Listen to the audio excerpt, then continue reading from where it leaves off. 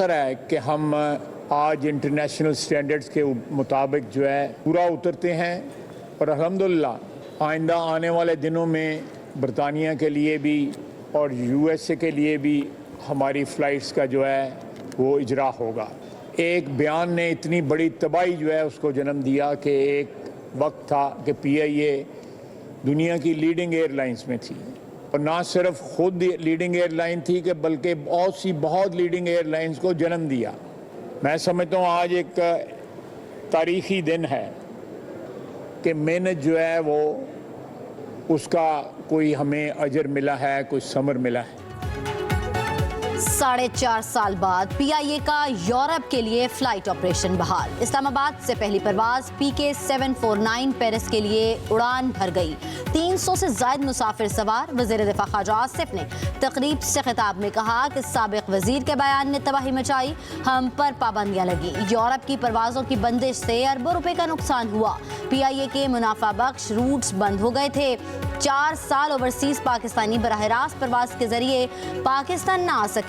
बड़ी मेहनत के बाद परवाजें बहाल कराई। शहबाज शरीफ ने परवाजों की बहाली के अमल को मॉनिटर किया। जल्द बरतानिया और अमेरिका के लिए भी परवाजें शुरू होंगी। हमने पीआईए के जरिए यूरोप की मार्केट को दोबारा टेक ओवर करना है।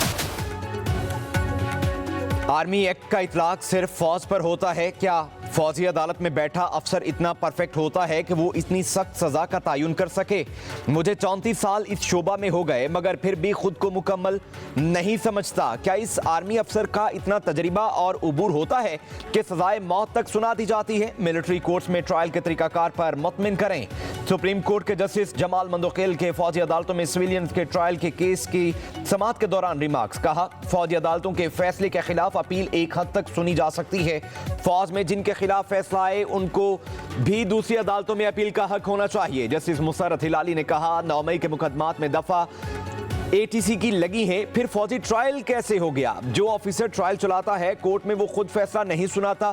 ट्रायल चलाने वाला अफसर दूसरे बड़े अफसर को केस भेजता है, वो फैसला सुनाता है। जिस ऑफिसर ने ट्रायल सुना ही नहीं वो कैसे फैसला देता होगा? जस्टिस नईम अफगान ने कहा, फौजी अदालतों का ट्रायल भी आम अदालत जैसा ही होता है। कोर्ट मार्शल में मर्जी का वकील करने की सहूलत भी होती है।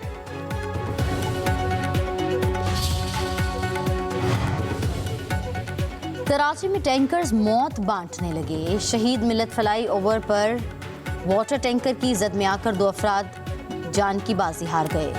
एक आर्मी चीफ के तैयारे को एयरपोर्ट की लाइट्स बुझाकर कहा गया मुल्क छोड़ दो। इस वाकये में तमाम मुसाफिरों को खतरे में डाला गया। जहाज में थोड़ा सा ईंधन बाकी था फिर भी रिस्क पर डाला गया। जस्टिस मुसर्रत हिलाली के रिमार्क्स। कहा, इस एक वाकये के बायस मुल्क में मार्शल लॉ लग गया। मार्शल लॉ के बाद भी वो ट्रायल फौजी अदालत में नहीं चला। जस्टिस जमाल मंदोखेल ने कहा, हुकूमत के पास अक्सरियत है, कल हाई जैकिंग और 302 का जुर्म भी आर्मी एक्ट में डाल लें, कौन रोक सकता है? जस्टिस मुसर्रत हिलाली ने कहा, अगर जंगी या फौजी तैयारे को हाई जैक किया जाए फिर ट्रायल कहां चलेगा?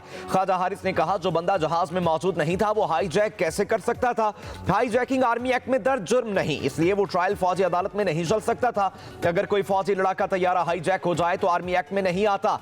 जस्टिस मुसर्रत हिलाली ने कहा, ख्वाजा साहब आपने कोई मिसाल दी थी कि अमेरिका में भी फौजी ट्रायल हुए, अगर किसी और मुल्क में ऐसा ट्रायल होता है तो जज कौन होता है? जस्टिस मोहम्मद अली मजहर ने कहा, पूरी दुनिया में कोर्ट मार्शल में ऑफिसर ही बैठते हैं, केस की समाअत पीर तक मुलतवी।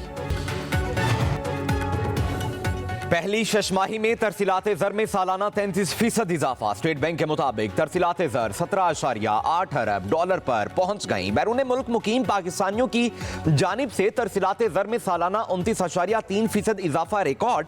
दिसंबर 2024 में सऊदी अरब से 77 करोड़ डॉलर की तरसीलाते ज़र मौसूल हुई। मुत्तहिदा अरब अमारात से 63 करोड़ 15 लाख डॉलर की आमद हुई। बरतानिया से 40 करोड़ डॉलर और अमेरिका से 28.4 करोड़ डॉलर तरसीलाते ज़र की मद में आए। माली साल 2024 की पहली शशमाही में तरसीलाते ज़र 13.4 अरब डॉलर थी।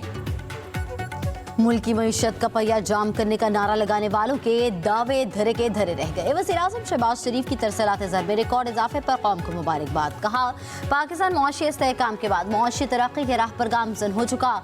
हुकूमत मुल्क की तरक्की और अवामी फलाह व बहबूद के लिए पुरज़्म है। दिसंबर 2024 तक 3.1 अरब डॉलर तरसीलाते ज़र वसूल हुई, जो नवंबर 2024 से 5.6% ज़्यादा है। दिसंबर 2023 से दिसंबर 2024 तक तरसीलाते ज़र में 29.3% का इजाफा हुआ। ये हमारे बैरून मुल्क पाकिस्तानी भाइयों हुकूमत के साथ तहरीक इंसाफ के मुज़ाकरात का तीसरा दौर शायद आखिरी हो। हुकूमत का रवैया संजीदा नहीं, हुकूमत अब बैक फिट पर जा रही है। तहरीक इंसाफ के सीनियर रहनुमा शौकत यूसुफ जई का वीडियो बयान। बोले, बानी पीटीआई ने पहले ही कह दिया था कि हुकूमत के पास इख्तियार नहीं, अगर इख्तियार है तो बानी पीटीआई से मुज़ाकराती कमेटी की मुलाकात क्यों नहीं कराई जाती। बहुत अच्छा हुआ कि पीटीआई ने मुज़ाकरात करके हुकूमत को एक्सपोज कर दिया। एस्टैब्लिशमेंट को भी अब समझ आ जानी चाहिए कि नून लीग और पीपल्स पार्टी मुल्क के ऊपर बोझ हैं। शौकत यूसुफ जई ने कहा, शेर अफजल मरवत और सलमान अकरम राजा की मीडिया के ऊपर लड़ाई देखकर अफसोस हुआ। सीनियर लीडरशिप की जिम्मेदारी है कि वो पार्टी के अंदर डिसिप्लिन कायम करें।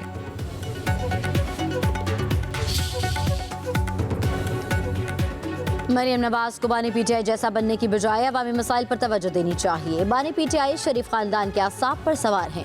मुशीर इत्तलात KP बैरिस्टर सैफ का वज़ीर आला पंजाब के बयान पर रद्द-ए-अमल। कहा, शरीफ खानदान को ख्वाब में भी बानी पीटीआई नजर आते हैं। जो लीडर सरदर्द के इलाज के लिए भी लंदन जाता हो वो अवाम के लिए क्या करेगा।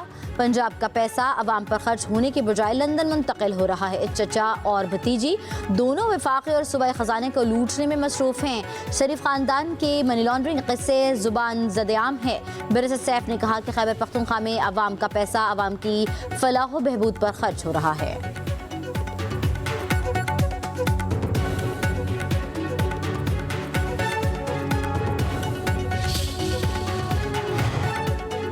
रावलपिंडी की अडियाला जेल में तोशाखाना 2 केस की समाअत। बानी पीटीआई को कमरा अदालत में पेश किया गया। बुशरा बीबी और वकील ना पहुंचे। वकील अरशद तबरेज की अदम हाजिरी पर अदालत बरहम। जज शाहरुख अर्जमंद ने रिमार्क दिए, वकील आइंदा समाअत पर पेश ना हुए तो तादीबी कार्रवाई करके हक के जर्रा खत्म कर देंगे। बानी पीटीआई के वकील की इस्तगासा के वकील पर जर्रा मुकम्मल। अगली समाअत पर मजीद 2 गवाह तलब। समाअत 14 जनवरी तक मुलतवी कर दी गई।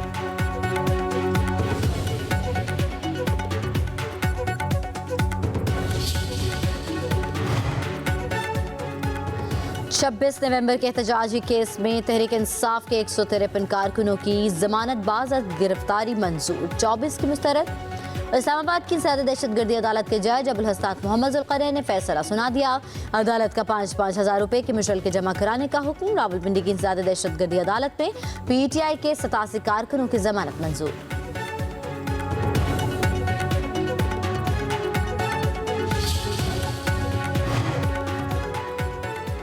पीपल्स पार्टी को विफाकी काबीना में लाने के लिए मामला तय हो गए। जराये के मुताबिक वजीर आजम के दौरा कराची में पीपल्स पार्टी ने फरवरी तक इंतजार करने का कह दिया।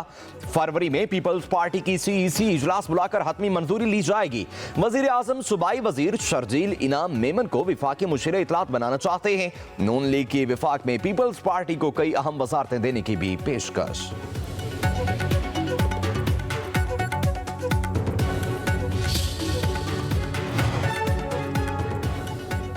वफाकी वज़ीर दाखिला मोहसिन नकवी की मौलाना फजल रहमान से मुलाकात। खैरियत दरियाफ्त की बाहमी दिलचस्पी के अमूर, मुल्की सूरत हाल और करम में क़याम अमन पर गुफ्तगू। मोहसिन नकवी और फजल रहमान का इमदादी अशरा के काफिलों की पारा चनार आमद पर इत्मीनान का इजहार। वज़ीर दाखिला ने कहा कि कुरम में क़याम अमन के लिए तमाम स्टेक होल्डर्स को एतमाद में लिया है। बाज़ अनासिर ने जानबूझकर इशू को गलत रंग दिया। मौलाना फजल रहमान से दरीना न्याजमंदी है। पाकिस्तान की सियासत में फजल रहमान का मुस्बत किरदार काबिल तारीफ है।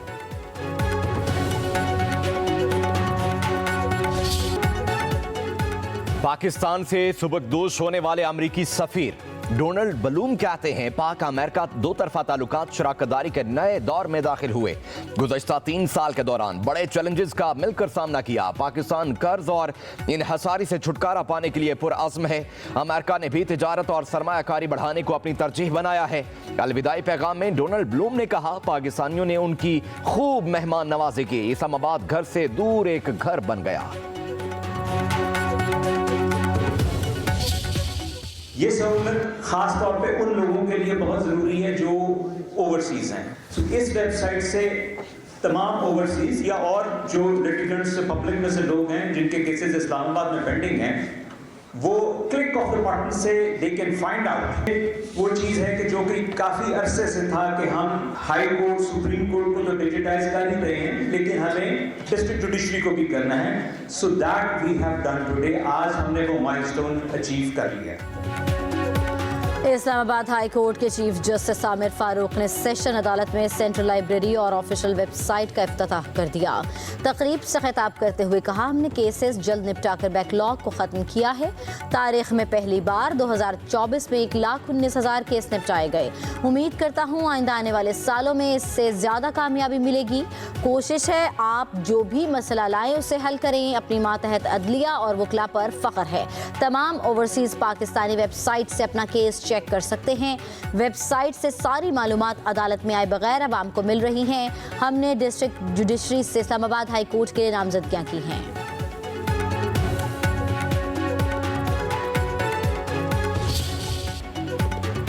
मुल्क भर में शदीद सर्दी की लहर, बालाई इलाकों में बर्फबारी के बाद नज़ारे हसीन हो गए। गिलगित बल्तिस्तान, खैबर पख्तूनख्वा, बलूचिस्तान के कई इलाकों में पारा नुक्ता इंजमात से नीचे आ गया। लह का दर्जा हरारत -13 तक गिर गया। अस्तौर में -12, कालाम स्कर्दू में -9, बगरोट हुंजा में -6 रिकॉर्ड। कलात गिलगित में दर्जा हरारत -5, कोयटा में -4, दीर और रावलाकोट में -3 सेंटीग्रेड रिकॉर्ड।